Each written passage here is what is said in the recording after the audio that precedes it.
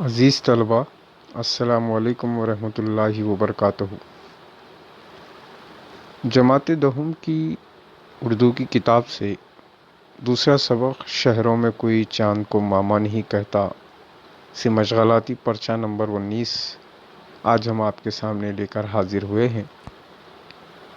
آئیے اس مشغلاتی پرچے میں دیے گئے سوالات پر ایک نظر ڈالتے ہیں۔ یہ مشغلاتی پرچہ نمبر 19 لفظیات پر مبنی ہے اور لفظیات کے تحت جو سب سے پہلا سوال دیا گیا ہے، خط کشیدہ الفاظ کے معنی لکھیے۔ یہاں پر اس سوال کے تحت 5 جملے دیے گئے ہیں، 5 بیانات ہیں، 5 جملے ہیں، اور ہر بیان میں ایک لفظ کے نیچے خط کشیدہ کیا گیا، اور آپ کو سوال کے تحت یہ پوچھا جا رہا ہے کہ اس خط کشیدہ لفظ کے کیا معنی ہیں۔ آپ کو اس کے معنی یہاں لکھنا ہے، جس کے لیے آپ اپنی درسی کتاب کے آخر میں دی گئی فرہنگ کا استعمال کر سکتے ہیں جو معنی یا جواب ڈھونڈنے کے لیے، یا اگر آپ کے گھر میں لغت موجود ہے تو لغت کا سہارا لے کر بھی اس کے معنی لکھ سکتے ہیں۔ تو جملہ نمبر 1 ہے، گاؤں کے رسم و رواج کے مطابق تمام گاؤں والے دلہن کو بیٹی کی طرح رخصت کرتے ہیں۔ تو اس جملے میں رسم و رواج کے نیچے خط کشیدہ کیا گیا ہے، تو آپ کو رسم و رواج کے معنی ڈھونڈ کر اس کے معنی یہاں دی گئی خالی جگہ میں لکھنا ہوگا۔ دوسرا ہے، ہر آدمی کو حالات کے اعتبار سے اپنے آپ کو ڈھال لینا چاہیے۔ اس جملے میں ڈھال لینا، اس کے نیچے خط کشیدہ کیا گیا ہے۔ ڈھال لینا اس کے معنی کیا ہیں، آپ فرہنگ یا پھر ڈکشنری یا لغت سے ڈھونڈ کر دی گئی خالی جگہ میں لکھیے۔ تیسرا ہے، اپنے دوست کی غلطیوں کو فراموش کر دینا چاہیے۔ فراموش کے نیچے خط کشیدہ کیا گیا ہے، اس کے معنی آپ کو تلاش کر کے لکھنا ہے۔ چوتھے جملے میں سرکس میں جانوروں کے کرتب نے مبہوت کر دیا، تو اس جملے میں مبہوت کے نیچے خط کشیدہ کیا گیا ہے، اس کے معنی آپ تلاش کیجئے۔ اور پانچواں اور آخری جملہ اس کے تحت ہے، قیامت کا دن بہت ہی ہولناک ہوگا۔ تو ہولناک کے نیچے خط کشیدہ کیا گیا، لکیر کھینچی گئی ہے، تو اس کا مطلب یہ ہے کہ آپ کو ہولناک کے معنی تلاش کر کے یہاں پر لکھنا ہے۔ تو عزیز بچوں، آئیے دوسرے سوال کی طرف ہم بڑھتے ہیں۔ دوسرے سوال میں سبق پڑھ کر درج ذیل الفاظ کی وضاحت کیجیے۔ یہاں دیے گئے 5 جو الفاظ ہیں، ان کا مطلب کیا ہے، مفہوم کیا ہے، اس کے بارے میں آپ کو وضاحت کرنا ہے۔ 5 جملوں میں سب سے پہلا ہے شریک غم۔ تو آپ کو لکھنا یہ ہے کہ شریک غم کس کو کہا جاتا ہے۔ پھر نمبر 2 زیر لب، زیر لب کا مطلب کیا ہے۔ تیسرا ہے آنکھوں کی ٹھنڈک، کیا مطلب اس سے ظاہر ہو رہا آنکھوں کی ٹھنڈک سے، وہ آپ کو لکھنا ہے۔ چوتھا ہے نحیف و لاغر، اور پانچواں ہے لامتناہی منظر۔ تو ان دیے گئے 5 الفاظ کی آپ کو وضاحت کرنا ہے کہ یہ اپنے اندر کیا معنی مطلب رکھتے ہیں۔ تیسرا سوال ہے، اس سبق میں بجلی یعنی کرنٹ سے متعلق چند الفاظ ہیں، انہیں ڈھونڈ نکالیے اور لکھیے۔ مثلا ٹیوب لائٹ، تو بجلی یا کرنٹ سے متعلق چند الفاظ کو آپ سبق سے ڈھونڈنا ہے۔ سبق شہروں میں کوئی چاند کو ماما نہیں کہتا، اس میں ایسے الفاظ استعمال کیے گئے ہیں جن کا تعلق بجلی یا کرنٹ سے ہے، تو ایسے الفاظ کو آپ ڈھونڈیں گے سبق سے مکمل اور اس کو لکھیں گے، جیسے یہاں مثال ایک دی گئی ہے ٹیوب لائٹ کی۔ آئیے آگے بڑھتے ہیں۔ احتسابی سوالات کے تحت ذیل کے جملوں میں خط کشیدہ الفاظ کے معنی اسی جملے میں موجود ہیں، انہیں خط کشیدہ کیجئے اور انہیں جملوں میں استعمال کیجئے۔ اوپر ابھی ہم نے ایک سوال دیکھا جس میں جو جملے دیے گئے تھے اس میں خط کشیدہ الفاظ موجود تھے، اور آپ سے کہا گیا تھا کہ اس خط کشیدہ لفظ کے آپ کو معنی لکھنا تھا، لیکن یہاں تھوڑا سا مختلف انداز اختیار کیا گیا سوال کے لیے کہ جو جملہ آپ کو دیا گیا ہے اس کے اندر خط کشیدہ لفظ تو ہے ہی، اس کا مطلب یا اس کے معنی آپ کو کہیں اور سے تلاش کرنا نہیں ہے، کیونکہ اس کے معنی اور مطلب اسی جملے کے اندر موجود ہیں۔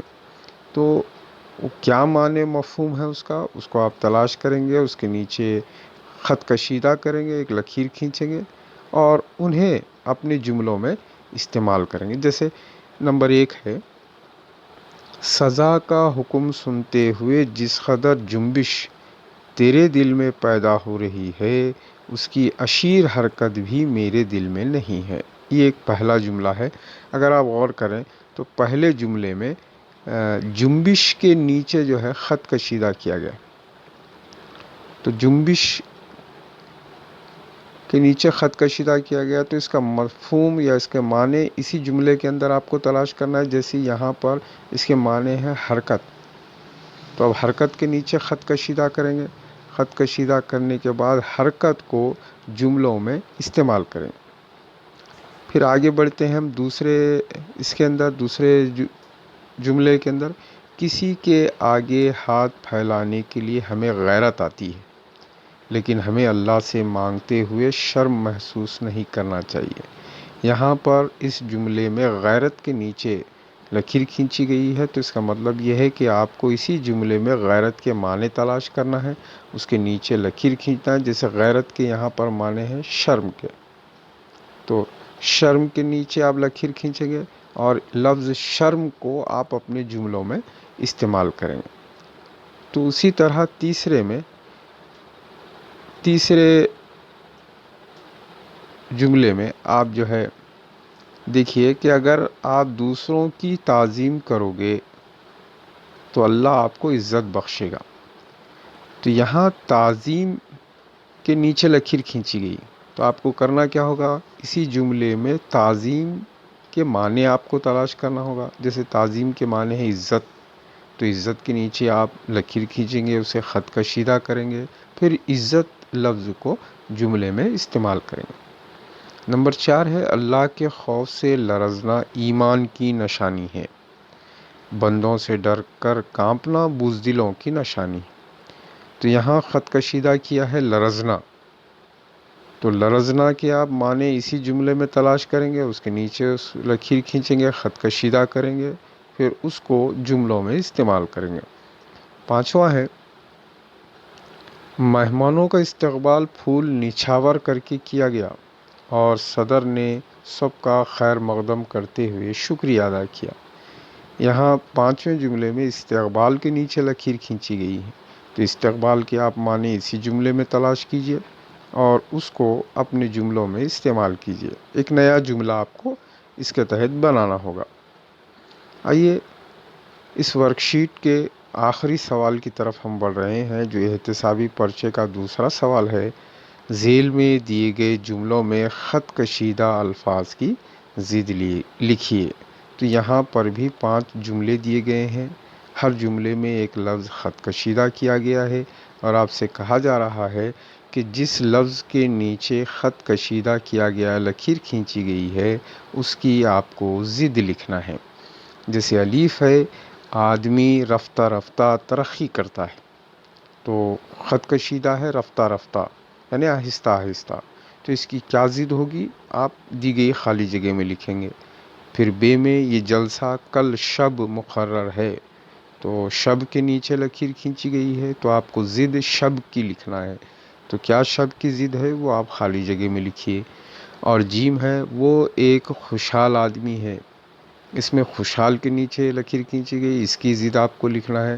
وہ ہو بہو اپنے والد کی طرح ہے، تو اس میں خط کشیدہ ہو بہو کے نیچے ہونا چاہیے تھا، جو کسی وجہ سے نہیں وہاں دیا گیا ہے، تو ہو بہو کے آپ جو ضد ہوگی وہ خالی جگہ میں لکھیں گے۔ اور آخری ہے، کپڑے ابھی تک گیلے ہیں، تو ہے میں گیلے کے نیچے لکیر کھینچی گئی، خط کشیدہ کیا گیا ہے، تو آپ کو گیلے کی جو ضد ہوگی وہ خالی جگہ میں لکھنا ہوگا۔ تو امید کرتے ہیں کہ یہ ورک شیٹ نمبر 19 آپ کے لیے آسان ہو گئی ہوگی۔ مزید آسانی کے لیے آپ اپنی درسی کتاب لغت کا استعمال کیجیے، اپنے والدین اور اپنے بہن بھائی کی مدد لے کر اس ورک شیٹ کو مکمل کیجیے۔